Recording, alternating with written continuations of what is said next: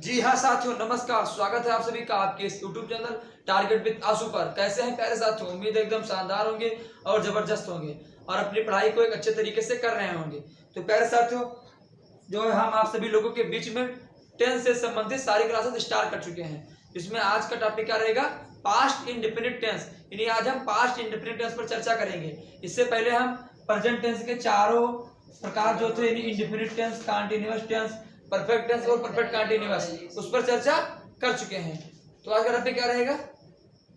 Past indefinite tense. आज हम past indefinite पर एक विस्तृत रूप से चर्चा करेंगे। तो हेडिंग डालो, पास्ट इंडेफिनिट टेंस।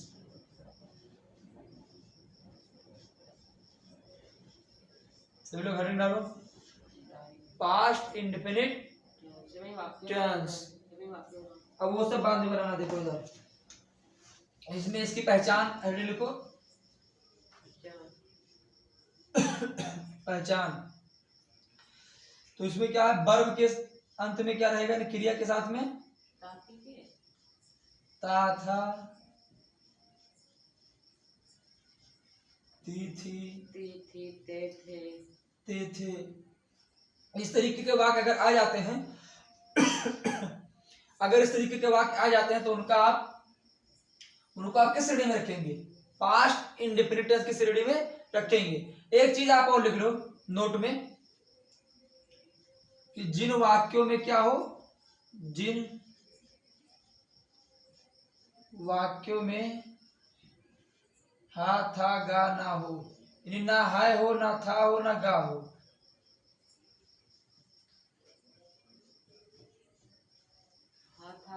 हाँ, वो वाक्य भी इसमें आ जाते हैं। जैसे मैंने खाना खा लिया, तुम बाजार गए, वह आम बेचे, ललित स्कूल गया, मैं खाना खाया, मैंने खाना बनाया, मैंने एक पत्र लिखा, मैं स्कूल गया। मतलब इस तरीके का इसमें ना हाय हो, हूं हो, ना था थी थे हो, वैसे हमारे पास्ट इंडेफिनिट टेंस में आएंगे। ठीक है? ना हो जिसमें, जैसे एक पहचान तो इसकी क्या है कि इसकी पहचान है कि बर प्लस ता था ती थी ते थे है। ये वाक्य पास्ट इंडेफिनिट टेंस में हो गए। इसके बाद कुछ वाक्य ऐसे भी कंडीशन के आते हैं जिसमें ये नहीं होता है, ता था ती थी ते थे नहीं होते हैं।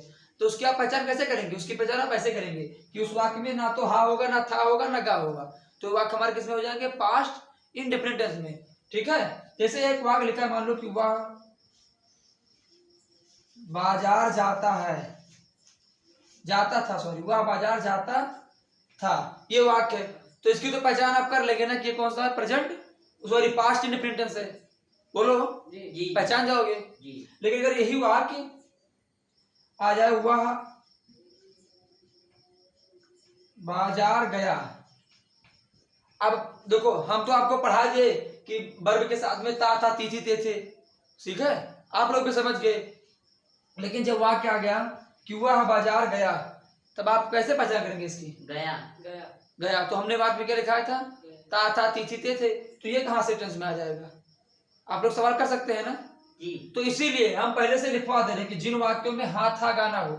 अब देखो, ना तो इसमें हा आया है, ना था आया है, ना गा आया है। हा मतलब प्रेजेंट, था मतलब पास्ट, गा मतलब फ्यूचर। तो ना तो इसमें हा है, ना था है, ना गा है। क्यों? क्लियर हुआ ना? तो ये लिख लो कि जिन वाक्यों में हा था गा ना हो, वो वाक्य हमारे पास्ट इंडेफिनिट टेंस में हो। जैसे वह बाजार गया, तो इसमें क्या है? नहीं आया ना? तो लिख लो। अब इसी, नहीं तो चाहो तो इसी में लिख लो, ता था ती थी ते थे, उसके बाद या ई ऐसे करके लिख लो, तो भी सही माना जाएगा। अब लिखो इसमें रूल। क्या लिखो? रूल को हिंदी में क्या बोलते? तुम बताओ, तुम बताओ। नियम। इसमें लिखो, देखो इसमें चाहे एक वचन हो चाहे बहुवचन हो, सबके साथ जो है वर्ब की सेकंड फॉर्म का ही प्रयोग होगा। तो इसमें लिख लो, इसमें सभी वचन के कर्ताओं के साथ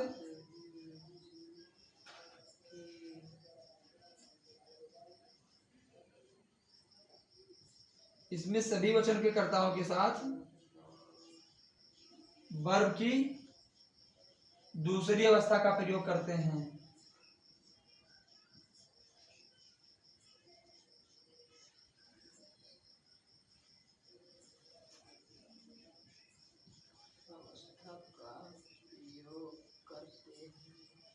लिखा। इसमें सभी वचन के कर्ताओं के साथ हम वर्ब की सेकंड फॉर्म का प्रयोग करते हैं, ठीक है? समझ रहे हो तुम बच्चा? तो लिखो, यार ऊपर से रेज करते हैं तो लिख लोगे तुम। अब देखो इसमें पहचान, सबसे पहले इसमें क्या करना है आपको, सब्जेक्ट पैटर्न जो है, सबसे पहले आपको सब्जेक्ट लिखना है। क्या लिखना है? सब्जेक्ट। सब्जेक्ट के बाद आपको वर्ब की सेकंड फॉर्म लिखना है। उसके बाद आपको उस वाक्य में जो ऑब्जेक्ट रहेगा आपको उस ऑब्जेक्ट को लिखना है, और ऑब्जेक्ट के बाद आपको अदर वर्ड लिखना है, ठीक है? ऐसे आपका वाक्य पैटर्न रहेगा। अब चलिए कुछ एग्जांपल्स लिखिए, जिसमें पहला एग्जांपल आप लोग लिखेंगे सुरेश बाजार जाता था। सुरेश बाजार जाता था, तो इसकी पहचान तो आप कर ले जाएंगे कि सुरेश बाजार जाता था। था तो इसे आप कैसे बनाएंगे? सुरेश गो में जाना तो second form went to market. अच्छा अब यही वाक्य आ जाए,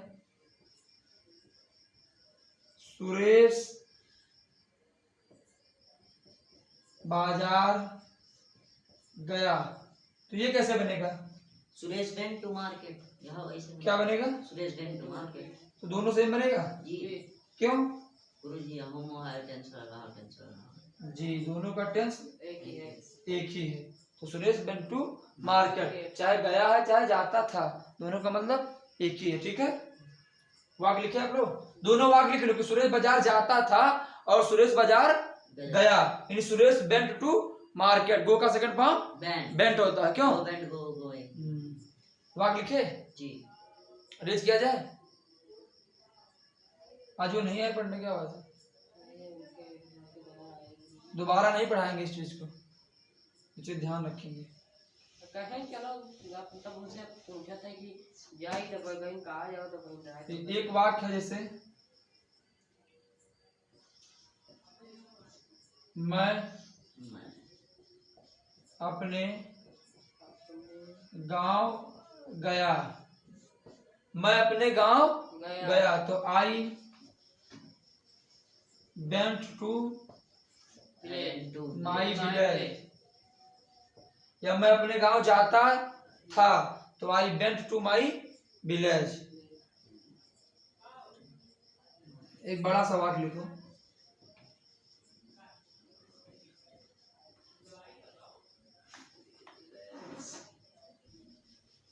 इसे वाक्य मान लो, शंकु एक कारखाने में काम करता था।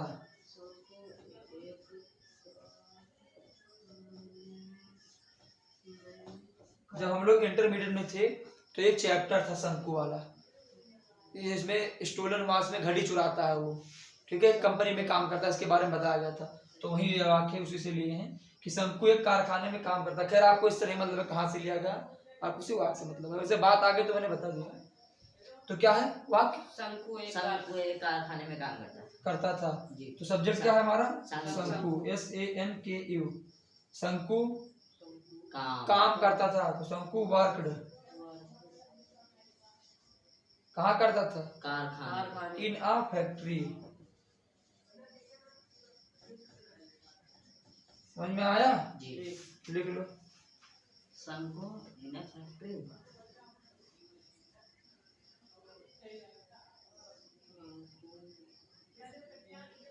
हो गया वाक्य? जी।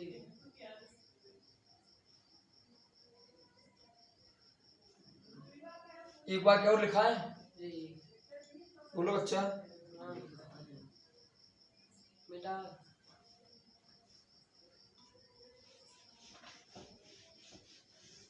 लिखो एक वाक्य, बहुत से शरणार्थी बच्चे शरणार्थी नहीं, शरणार्थी बच्चे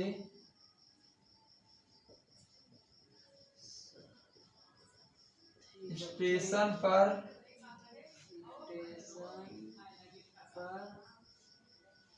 पंखे और टोकरियां बेच रहे थे।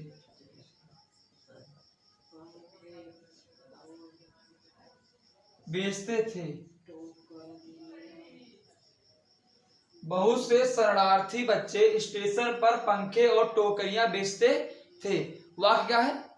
बहुत से शरणार्थी बच्चे स्टेशन पर पंखे और टोकरियां बेचते थे। अब आपको इसमें सब्जेक्ट ढूंढना है। तो क्या है? बहुत से शरणार्थी बच्चे कैसे बनाएंगे? मैनी चिल्ड्रन रिफ्यूज कैसा है? भी शरणार्थी, मैनी रिफ्यूज चिल्ड्रन, यानी बहुत से शरणार्थी बच्चे क्या करते थे? बेचते थे।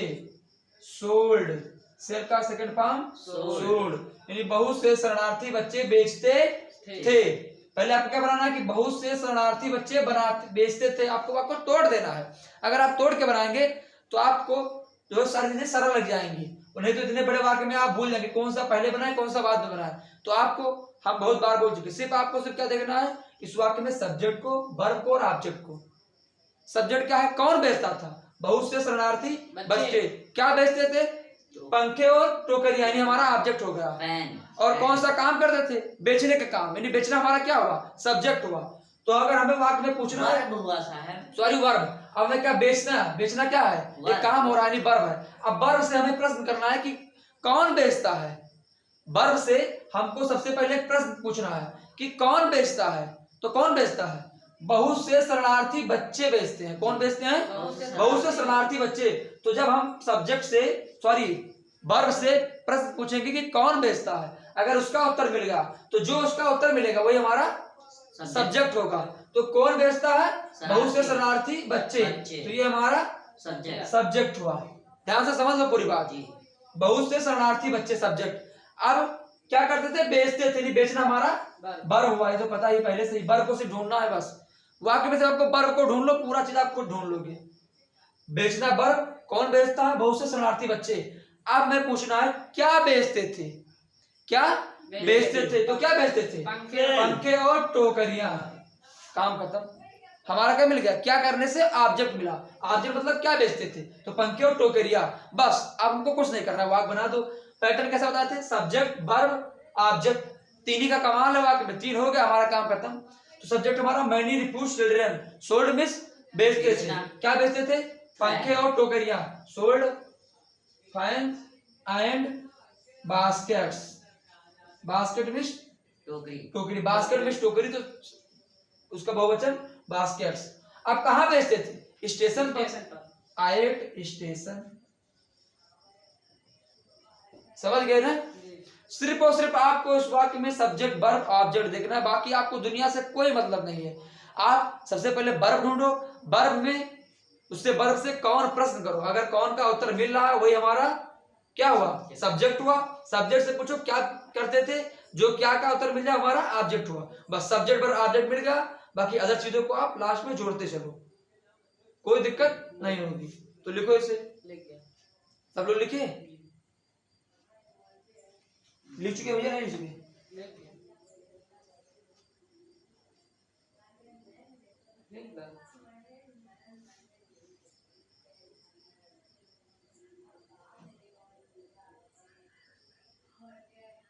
लिखे? अब एक वाक्य लिखो।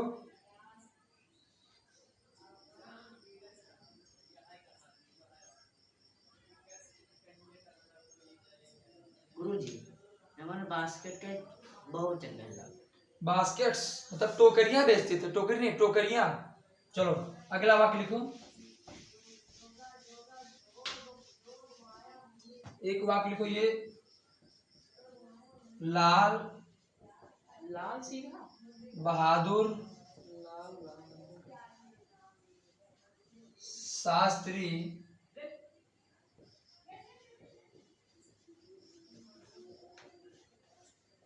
सादा जीवन और उच्च विचार में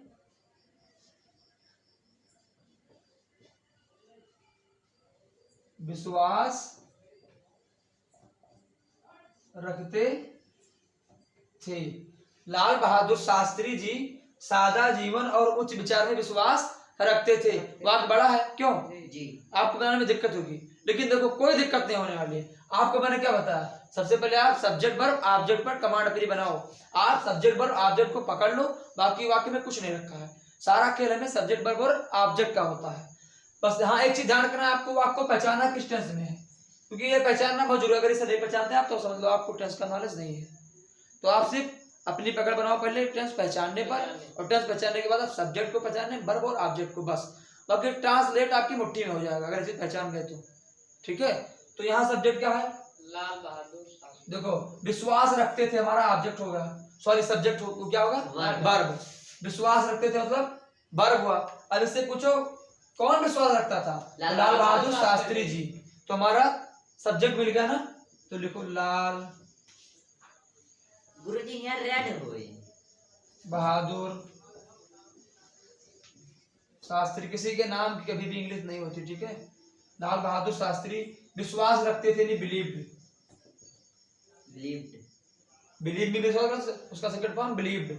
तो लाल बहादुर शास्त्री बिलीव्ड, नहीं लाल बहादुर शास्त्री विश्वास रखते थे। किस पर विश्वास रखते थे? सादा जीवन उच्च विचार पर। यानी सादा जीवन मतलब सिंपल लाइफ, एंड हायर मतलब उच्च, और विचार मतलब थिंकिंग।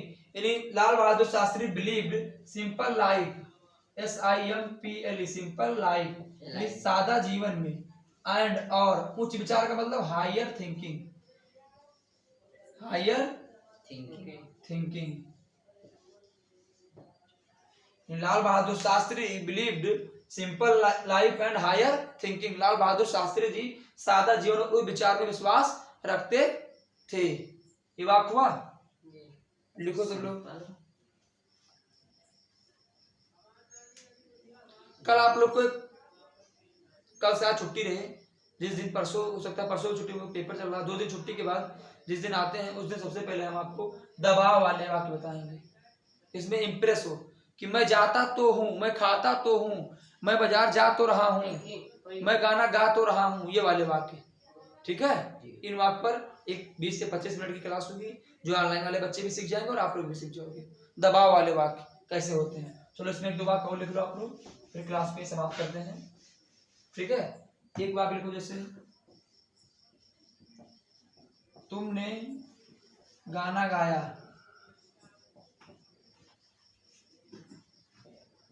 तुमने गाना गाया, तो यू सिंग सैंग, सिंग का सेकंड फॉर्म सैंग, ए सॉन्ग। अगला वाक्य, वह अपने पिताजी के साथ बाजार गए, वह अपने पिताजी के साथ बाजार गए। तो वे की इंग्लिश बोलो भैया, they went to market with their father. They के साथ अपने के लिए देयर का प्रयोग होता है, बहुत बार आपको बता चुके हैं, लेकिन आप लोग भूल जाते हैं। ऐसे नहीं देखते, ऐसे गलती हो जाएगी। हो गया ये वाक्य? क्यों? तो चलिए अब यहीं पर इस क्लास को समाप्त करते हैं, बाकी मिलते हैं अगले वीडियो में कुछ नया लेकर। तब तक के लिए आप स्वस्थ रहें, व्यस्त रहें और अपने लक्ष्य की प्राप्ति के लिए अग्रसर रहें। और अगर अभी तक आप लोग मेरे इस YouTube चैनल टारगेट विद आशु को जो है सब्सक्राइब नहीं किए हैं, तो आज ही जाकर सबसे पहले आप चैनल को सब्सक्राइब कीजिए, वीडियो को लाइक कीजिए और कमेंट के माध्यम से बताइए कि ये सभी क्लासेस हमको कैसी लग रही हैं या इन क्लासेस से मेरा क्या फायदा हो रहा है। तो आप लोग ध्यान रखिएगा, मित्रों के साथ शेयर जरूर कीजिएगा, समझ लो शेयर एकदम कीजिएगा। और आपके मन में कोई भी डाउट क्रिएट होता है तो आप कमेंट के माध्यम से हम तक पहुंचाइएगा। और अगर वीडियो आपके समझ में नहीं आती है तो आप वीडियो को डिसलाइक जरूर कीजिएगा। और अगर हाँ ध्यान रखिए, अगर समझ में आपके आता है इसमें सिर्फ सारे पॉइंट टू पॉइंट। तो आप वीडियो को लाइक भी जरूर कीजिएगा, क्योंकि आपका लाइक डिसलाइक ही हमें बताता है कि मैं कैसा मेहनत या कैसा प्रयास कर रहा हूँ आप लोगों के साथ। बाकी आप बच्चे हमारे बताते हैं, लेकिन खैर आप लोग की भी आवश्यकता है। तो चलिए, आपका दिन शुभ हो। मेरी वीडियो को लास्ट तक देखने के लिए आप सभी का तहे दिल से धन्यवाद एवं शुक्रिया। बंद कर दीजिए।